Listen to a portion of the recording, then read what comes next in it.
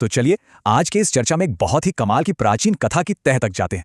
एक ऐसी शक्तिशाली कहानी जो सदियों से हमारी संस्कृति का हिस्सा रही है। और यकीन मानिए, ये सिर्फ आस्था की कहानी नहीं है, बल्कि ये असाधारण बुद्धि, न टूटने वाले समर्पण और स्वयं मृत्यु के देवता को मात देने की एक पूरी महागाथा है। जी हां, हम बात कर रहे हैं वट सावित्री की। आज के इस डीप डाइव में हम मूल स्रोतों के जरिए इस कथा के हर उस पहलू को खंगालेंगे जिसने इसे आज तक इतना प्रासंगिक बनाए रखा है। तो आइए शुरू करते हैं भक्ति, बुद्धि और मृत्यु को पछाड़ने की इस शानदार महागाथा का विश्लेषण। इस पूरी कहानी की शुरुआत होती है एक बेहद शक्तिशाली और अडिग विचार से। जरा इस कथन पर गौर कीजिए, आर्य कन्याएं अपना पति एक बार ही चुनती हैं। ये कोई साधारण सी बात नहीं है। ये मुख्य पात्र सावित्री के उस अजय संकल्प का सबसे बड़ा सबूत है, जो एक खौफनाक भविष्यवाणी के सामने भी नहीं डगमगाया। जब सावित्री को पता चला कि उसने जिस जीवन साथी को चुना है उसकी मृत्यु तय है, तो भी उसने अपना फैसला नहीं बदला। यहीं से इस महाकाव्य की असली शुरुआत होती है, और ये हमें बताता है कि दृढ़ संकल्प किसी भी नियति से टकराने का पहला कदम होता है। कहानी में आगे बढ़ने से पहले आइए वट सावित्री के पहले हिस्से यानी इसकी पृष्ठभूमि को थोड़ा समझ लेते हैं। स्रोत सामग्री के अनुसार वट सावित्री व्रत हिंदू धर्म में सौभाग्यवती महिलाओं के लिए एक बहुत ही महत्वपूर्ण व्रत है। ये मुख्य रूप से ज्येष्ठ मास की अमावस्या के दिन रखा जाता है। इसका असली मकसद क्या है? वैवाहिक सुख और पति की लंबी उम्र की कामना करना। आज के समय में हम जो ये अनुष्ठान देखते हैं वो अचानक से शुरू नहीं हुए हैं, बल्कि इनकी जड़ें उसी प्राचीन कथा में गहराई से धसी हुई हैं जिसकी आज हम चर्चा कर रहे हैं। अब आते हैं हमारी चर्चा के दूसरे हिस्से पर, सती सावित्री का वो अटूट संकल्प जो इन सभी अनुष्ठानों का मूल आधार है। इस कहानी की टाइमलाइन बहुत ही दिलचस्प है। शुरुआत होती है मध्य देश के राजा अश्वपति से। संतान प्राप्ति के लिए उन्होंने पूरे 18 सालों तक कठोर तपस्या की। तब जाकर उन्हें देवी सावित्री के वरदान से एक कन्या प्राप्त हुई। समय बीतता है, सावित्री विवाह योग्य होती है और वो तपोवन में रहने वाले सत्यवान को अपना जीवन साथी चुनती है। लेकिन असली ट्विस्ट तब आता है जब देवर्षि नारद वहां पहुंचते हैं। वो भविष्यवाणी करते हैं कि सत्यवान की उम्र अब केवल 1 वर्ष बची है। बस यहीं से एक उल्टी गिनती शुरू हो जाती है, और जब मृत्यु में सिर्फ 3 दिन बाकी रह जाते हैं तो सावित्री अपना बेहद सख्त उपवास और तप शुरू कर देती है। यहाँ एक बहुत बड़ा कॉन्ट्रास्ट देखने को मिलता है। जरा सोचिए, एक तरफ राजमहल का ऐशो आराम वाला जीवन और दूसरी तरफ एक तपस्वी का संघर्ष भरा जंगली जीवन। सावित्री एक राजकुमारी थी, लेकिन सत्यवान से विवाह करने के बाद उसने बिना किसी हिचकिचाहट के अपने राजसी सुखों को त्याग दिया और वन में रहने लगी। ये सिर्फ जगह का बदलाव नहीं था, ये इस बात का सबूत था कि वो अपने चुने हुए रास्ते पर चलने के लिए कोई भी भौतिक सुख छोड़ने को तैयार थीं। जैसे जैसे समय बीतता है, तनाव चरम पर पहुंचने लगता है। भविष्यवाणी के अनुसार मृत्यु के दिन में जब बस 3 दिन बचते हैं, सावित्री अपना कठोर उपवास शुरू कर देती है। ये वो समय है जब वो आने वाले महासंकट के लिए खुद को शारीरिक, मानसिक और आध्यात्मिक हर तरह से तैयार कर रही है। ये एक असीम धैर्य का पल है। अब शुरू होता है कहानी का तीसरा और सबसे रोंगटे खड़े कर देने वाला हिस्सा, स्वयं यमराज से आमना सामना। आखिरकार वो दिन आ ही गया। सत्यवान लकड़ी काटने के लिए जंगल गए और सावित्री भी उनके साथ गईं।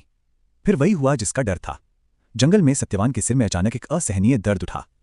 वे एक वट वृक्ष यानी बरगद के पेड़ के नीचे सावित्री की गोद में लेट गए और बस कुछ ही पलों में उन्होंने दम तोड़ दिया।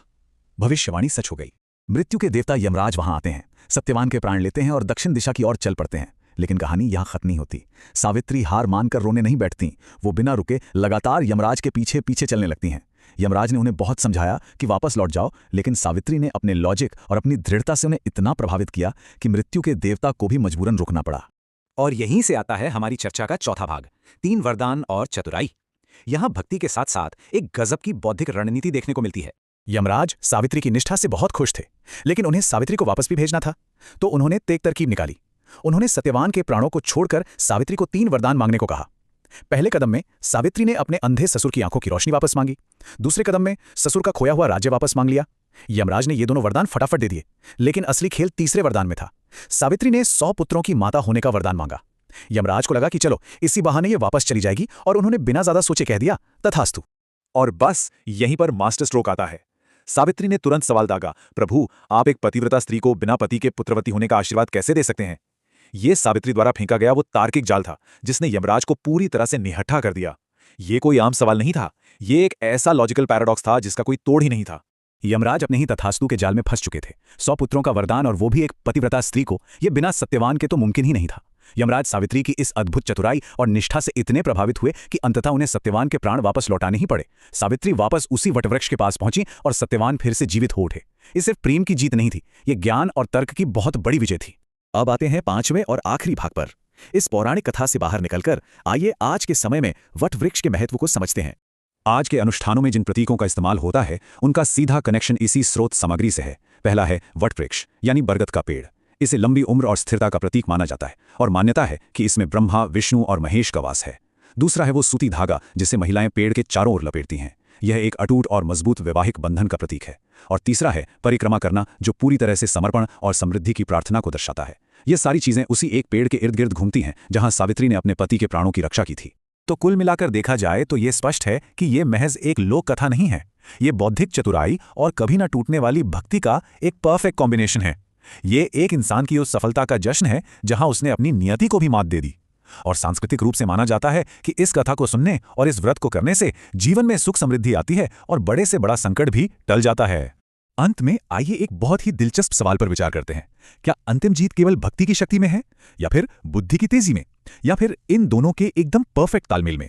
सावित्री की कहानी हमें इस सोचने पर मजबूर करती है कि जब सच्चा ज्ञान और सच्ची श्रद्धा एक साथ मिलते हैं तो नामुमकिन भी मुमकिन हो जाता है। इसी विचार के साथ आज का ये विश्लेषण हम यहीं समाप्त करते हैं।